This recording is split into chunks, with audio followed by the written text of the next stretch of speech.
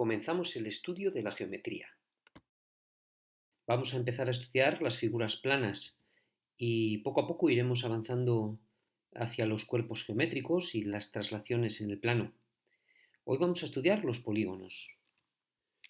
Bien, un polígono es una figura geométrica del plano que está limitada por líneas rectas que se juntan en lo que se conocen como vértices.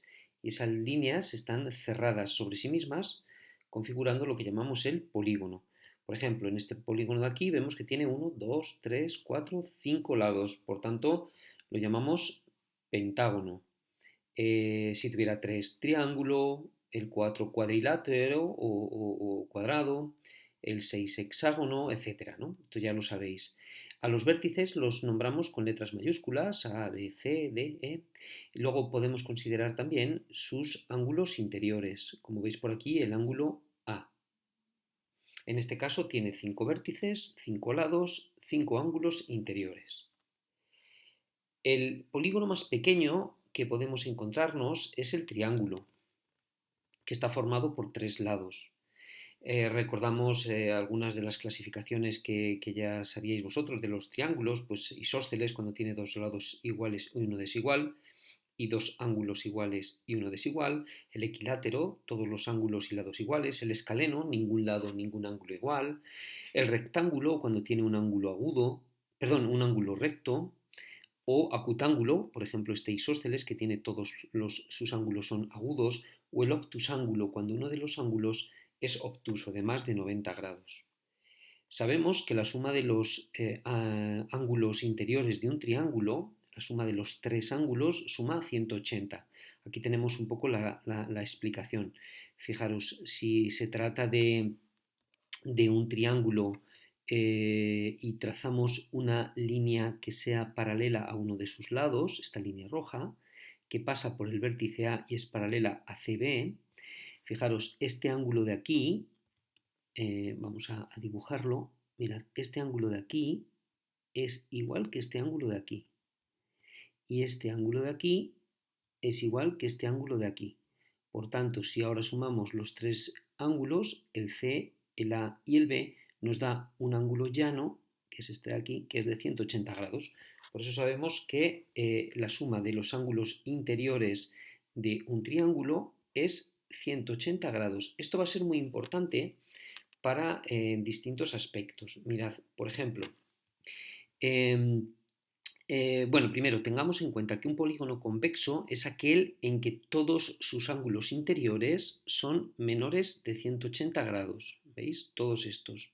Y llamamos un polígono cóncavo cuando uno de sus ángulos o más tiene más de 180 grados. Es un ángulo mayor de 180 grados. Acordaros que 180 grados es un ángulo llano.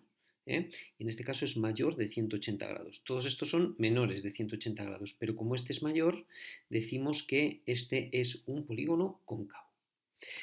Mirad, un polígono nosotros lo podemos dividir en triángulos desde uno de sus vértices uniendo con diagonales a los otros vértices. Mirad, por ejemplo, en este caso 1, 2, 3, 4, 5, 6, se trata de un hexágono, tiene 6 lados y podemos dividirlo en 1, 2, 3 y 4 triángulos. ¿Veis? Desde A vamos trazando diagonales de A a C, de A a D, de A a E, ¿vale? Y configuramos 4 triángulos. Bueno, pues fijaros, en este caso, si cada triángulo, la suma de sus ángulos interiores son 180 grados, si multiplicamos 180 por 4, tenemos 720 grados. Esta es la suma de los ángulos interiores de un hexágono. Haciéndolo de manera general, podemos deducir lo siguiente, que 180 por n, que es el número de lados del polígono, en este caso teníamos 6, menos 2. Esto se cumple siempre. Siempre le restamos 2, que son estas dos diagonales que no unimos ni con B ni con F, y entonces hacemos 4 triángulos. Siempre va a ser n menos 2 triángulos. En este caso tenemos un heptágono que tiene 1, 2, 3, 4, 5, 6, 7 lados. Fijaros, si desde este vértice, el vértice A, vamos a nombrar los vértices.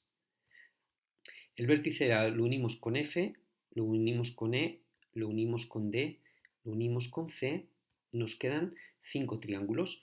Entonces la suma de todos los lados, perdón, de todos los ángulos interiores de un hectágono sería 180 por 7 menos 2. Es decir, 180